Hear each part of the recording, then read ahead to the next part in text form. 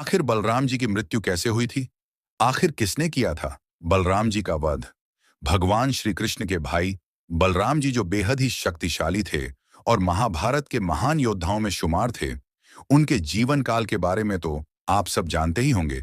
लेकिन क्या आप ये जानते हैं कि भगवान शेषनाग के अवतार बलराम जी की मृत्यु कैसे हुई थी? उनके जीवन के आखिरी समय में क्या हुआ था?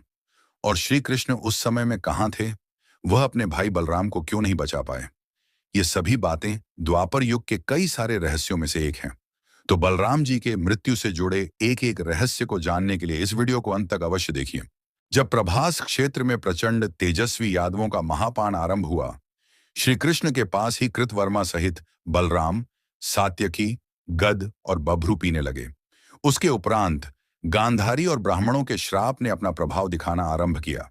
पीते पीते सात्यकी, कृतवर्मा, प्रद्युम्न आदि यदुवंशी योद्धा मद से उन्मत्त हो उठे और एक दूसरे का उपहास उड़ाने लगे। काल की प्रेरणा से वे सब एक दूसरे को मारने लगे। सात्यकी तथा अपने पुत्र को मारा गया देख यदुनंदन श्री कृष्ण ने कुपित होकर एक मुट्ठी एरका उखाड़ ली। उनके हाथ में आते ही वह घास वज्र के समान भयंकर लोहे का मूसल बन गई। फिर श्री कृष्ण ने जो जो सामने आए उन्हें उसी मूसल से मार गिराया। उस समय काल से प्रेरित हुए अंधक, भोज, शिणी और वृष्ण वंश के लोगों ने उसी मूसल से एक दूसरे को मारना आरंभ किया। एक साधारण तिनका भी मूसल होकर दिखाई देता था। यह सब ब्राह्मणों के शाप का ही प्रभाव था। उस मूसल से पिता ने पुत्र और पुत्र ने पिता को मार डाला। वहां मारे जाने वाले किसी योद्धा के मन में वहां से भागने का विचार नहीं हुआ। काल चक्र के इस परिवर्तन को जानते हुए महाबाहु मधुसूदन वहां चुपचाप सब कुछ देखते रहे और मूसल का सहारा लेकर खड़े रहे। श्री कृष्ण ने जब अपने पुत्र सांब, चारुदेशण, प्रद्युम्न और पोते अनिरुद्ध को मारा हुआ देखा, तब उनकी क्रोधाग्नि प्रज्वलित हो उठी। अपने छोटे भाई गद को रणशैया पर पड़ा देख वे अत्यंत रोष से आग बबूला हो उठे। फिर श्री कृष्ण ने उस समय शेष बचे हुए समस्त यादवों का संहार कर डाला। बभ्रू और दारुक ने उस समय यादवों का संहार करते हुए श्री कृष्ण से कहा, भगवान अब सबका विनाश हो गया।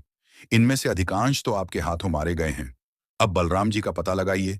अब हम तीनों उधर ही चलेंगे जिधर बलराम जी गए हैं। फिर दारुक, बभ्रू और भगवान श्री कृष्ण तीनों ही बलराम जी के चरण चिन्ह देखते हुए वहां चल दिए। थोड़ी ही देर बाद उन्होंने अनंत पराक्रमी बलराम जी को एक वृक्ष के नीचे ध्यानस्थ देखा। उन महानुभाव के पास पहुंचकर श्री कृष्ण ने तत्काल दारुक को आज्ञा दी, तुम शीघ्र ही कुरुदेश की राजधानी हस्तिनापुर में जाकर अर्जुन को यादवों के इस महासंहार का सारा समाचार कह सुनाओ।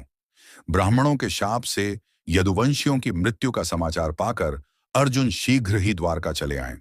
दारुक के चले जाने पर भगवान श्री कृष्ण ने अपने निकट खड़े हुए बभ्रू से कहा, आप स्त्रियों की रक्षा के लिए शीघ्र ही द्वारका को चले जाइए। कहीं ऐसा न हो कि डाकू धन की लालच से उनकी हत्या कर डालें। श्री कृष्ण की आज्ञा पाकर बभ्रू वहां से प्रस्थित हुए।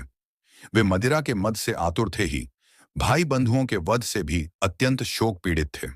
वे श्री कृष्ण के निकट अभी विश्राम कर ही रहे थे कि ब्राह्मणों के शाप के प्रभाव से उत्पन्न हुआ एक महान दुर्धर्ष मूसल किसी व्याध के बाण से लगा हुआ सहसा उनके ऊपर आकर गिरा।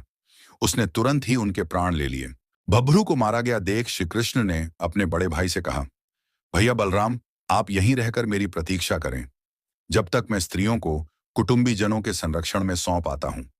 यूं कहकर श्री कृष्ण द्वारिकापुरी में गए और वहां अपने पिता वसुदेव जी से बोले, तात, आप अर्जुन के आगमन की प्रतीक्षा करते हुए हमारे कुल की समस्त स्त्रियों की रक्षा करें।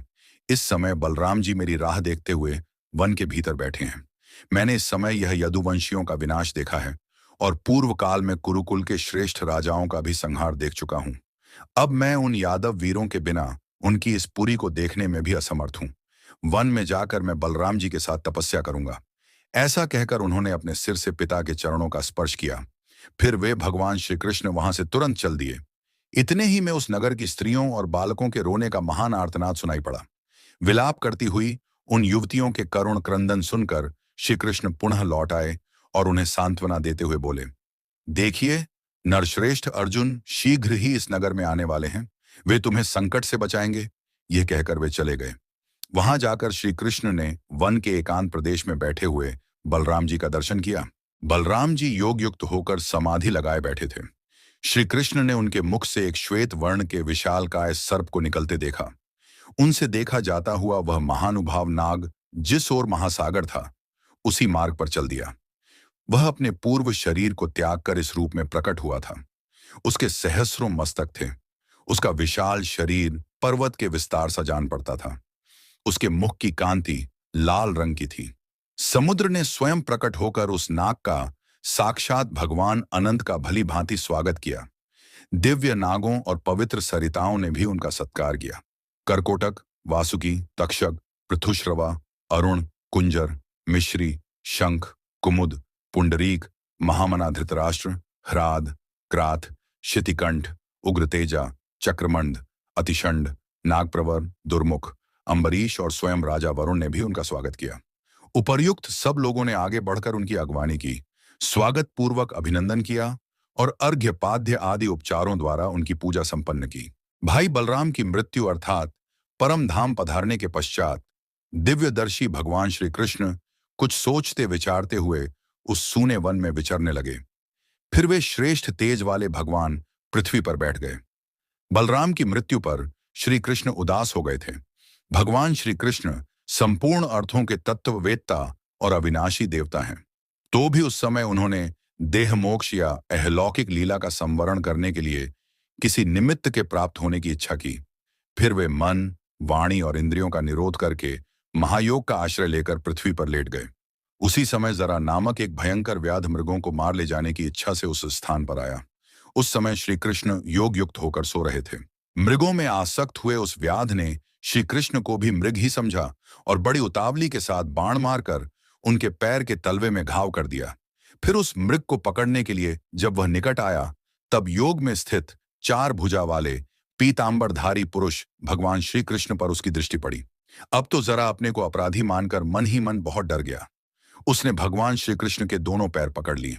तब महात्मा श्री कृष्ण ने उसे आश्वासन दिया और अपनी कांति से पृथ्वी एवं आकाश को व्याप्त करते हुए वे ऊर्ध्वलोक में चले गए।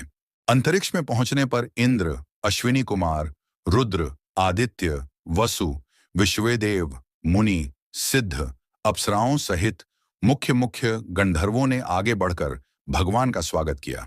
और इस प्रकार बलराम की मृत्यु के पश्चात श्री कृष्ण भी परम धाम को पधारे।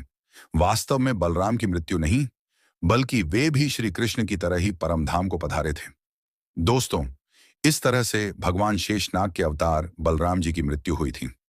दोस्तों, हमारे आज के इस वीडियो में बस इतना ही। आशा करता हूं आपको ये वीडियो अच्छी लगी हो तो इसे लाइक कीजिए, हमारे चैनल को सब्सक्राइब कीजिए और ज्यादा से ज्यादा इसे शेयर भी कीजिए।